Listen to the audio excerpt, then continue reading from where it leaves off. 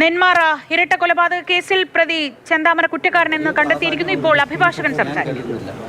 മാത്രമല്ല കോടതി തെളിവുകളുടെ വിശദാംശം കടന്നിട്ടില്ല എന്നാണ് ഞാൻ കരുതുന്നത്. ഇത് പ്രോസിക്യൂഷന് കിട്ടിയ അപ്രതീക്ഷിതമായ ഒരു ലോട്ടറി എന്നതിനപ്പുറം മറ്റൊന്നുമില്ല. പക്ഷെ എന്നാലും അത് പതിവുള്ളതല്ലല്ലോ. ഏതെങ്കിലും തരത്തിൽ അനുകമ്പ ഉണ്ടാക്കാൻ തന്നെ ശിക്ഷകളവ് വേണോ എന്നൊക്കെ ആവശ്യപ്പെടുന്നതിനോട് ശിക്ഷ തന്നെ സ്വയം വിധിക്കാനുള്ള പ്രതി ചെയ്തത് അത് മാധ്യമങ്ങളോടുള്ള പ്രതിയുടെ എതിർപ്പായിട്ടേ ഞാൻ കരുതുന്നു. മാധ്യമങ്ങളല്ലല്ലോ ചോദ്യം ചോദിച്ചത്, കോടതിയും കോടതി ചോദിച്ചു. മാധ്യമങ്ങൾ ഇത്രയും കാലം പ്രതിക്കെതിരെ നെഗറ്റീവായിട്ടൊരു റിപ്പോർട്ടിംഗ് നടന്നതിൻ്റെ അടിസ്ഥാനത്തിൽ പ്രതിക്ക് മാധ്യമങ്ങളോട് അങ്ങേയറ്റം വെറുപ്പാണ്. ആ വെറുപ്പിൻ്റെ ഒരു പ്രതിഫലനം മാത്രമേ കാണിച്ചു. ഇതിനെക്കുറിച്ചും അങ്ങനെ തന്നെയാണല്ലോ പറഞ്ഞത്. ജയിലിലിരിക്കുന്ന പ്രതി എങ്ങനെയാണ് മാധ്യമങ്ങൾ കൊടുക്കുന്ന വാർത്ത കാണുന്നത്? ജയിലിൽ മാധ്യമ വാർത്തകൾ കാണാനുള്ള എല്ലാ സംവിധാനവും സഹോദരിയുണ്ട്. അതുകൊണ്ട് എല്ലാ വാർത്തകളും അപ്ഡേറ്റ് ആയിട്ട് കാണാനുള്ള എല്ലാ സംവിധാനവും ജയിലുകളിലുണ്ട്. അത് കോടതിയോടുള്ള ഒരു വെറുപ്പായിട്ടല്ല. അദ്ദേഹം ഇത്രയും കാലം ജയിലിൽ കഴിഞ്ഞതിന്റെ ഒരു മാനസിക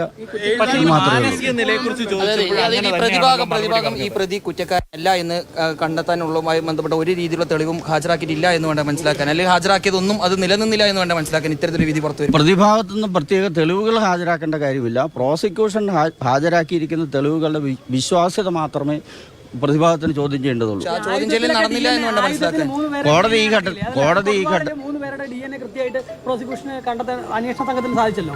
അപ്പൊ അതിനെതിരെ എന്തെങ്കിലും പ്രതിഭാഗത്തിന് സാധിച്ചോ? അതിനെ സംബന്ധിച്ച് ഈ ഘട്ടത്തിൽ ഞാൻ യാതൊരു പരാമർശവും നടത്തുന്നില്ല. കോടതി ആഴത്തിലുള്ള ഒരു തെളിവ് പരിശോധന നടത്തിയിട്ടില്ല എന്ന് മാത്രമേ ഞാൻ കരുതുന്നുള്ളൂ.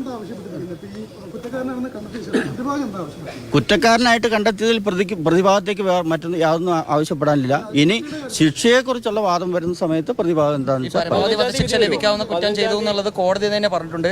പ്രതിയാണെങ്കിൽ ആ വധശിക്ഷ തന്നോളൂ എന്നും പറയുന്നു. ഇനിയിപ്പോൾ പ്രതിഭാഗം ഇനി എന്ത് പറയും? കൊലപാതക കുറ്റത്തിൽ വധശിക്ഷ അല്ലെങ്കിൽ ജീവപര്യന്തം ഇത് രണ്ടിലേതെങ്കിലും ഒന്നുള്ളൂ.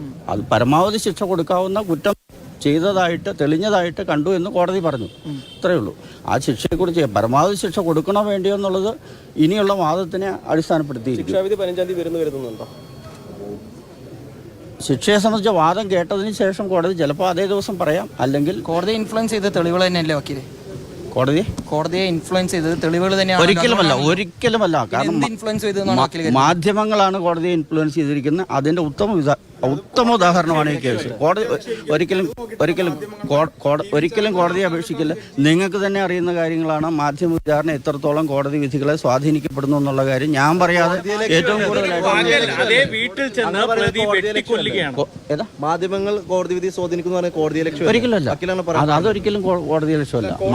അതായത് ഈ കേസിൽ ഒരിക്കൽ പോലും ഒരു മാധ്യമത്തെ കോടതി വിസ്തരിക്കുക പോലും ചെയ്തില്ല. അങ്ങനത്തെ ഒരു കേസ് മാധ്യമങ്ങളുടെ വാർത്ത പിന്നെ ഈ കോടതി കേസ് ഇതിലെല്ലാം ഇൻഫ്ലുവൻസ് ചെയ്തെന്ന് പറയുന്നത് അത് തീർത്തും ശരിയായിട്ടുള്ള ഒരു കാര്യമല്ലല്ലോ വക്കീലെ. ആ റിപ്പോർട്ട് ജഡ്ജിമാരെ സ്വാധീനിക്കും. കാരണം അവരും സാധാരണ മനുഷ്യരാണ്. ഒരിക്കലും ഒരു കോടതി ഈ മാധ്യമ വാർത്തകൾ കേട്ടിട്ടല്ല തീർപ്പ് പറയാ. തീർച്ചയായും തെളിവുകളുടെയും അതുപോലെ തന്നെ സാക്ഷി വിസ്താരത്തിന്റെ അടിസ്ഥാനത്തിലാണ്. ഇതും ഈ കേസിൽ 82 സാക്ഷികളെ വിസ്തരിക്കുക എല്ലാം ചെയ്തിട്ടുണ്ട്. അതിന്റെ അടിസ്ഥാനത്തിലാണ് ഇത്തരത്തിലൊരു സാക്ഷികളുടെ എണ്ണത്തിലല്ല പ്രധാനം, അവർ നൽകിയിരിക്കുന്ന തെളിവുകളാണ് പ്രധാനം. അവർ പറഞ്ഞിട്ടുള്ള സത്യത്തിൽ ഈ കോടതിയുടെ വ്യൂ ഇതാണ്. ഇത് അന്തിമ വിധിയല്ല. ഇനി അപ്പീൽ പോകും. അപ്പീൽ കോടതി തീരുമാനിക്കട്ടെ.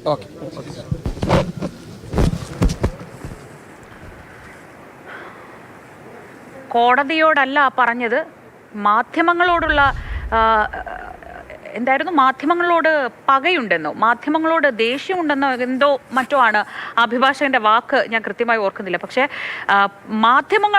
നിരന്തരമായി നെഗറ്റീവ് വാർത്തകൾ കൊടുക്കുന്ന മാധ്യമങ്ങളോടുള്ള പകയാണ് കാണിച്ചത് എന്നതാണ്.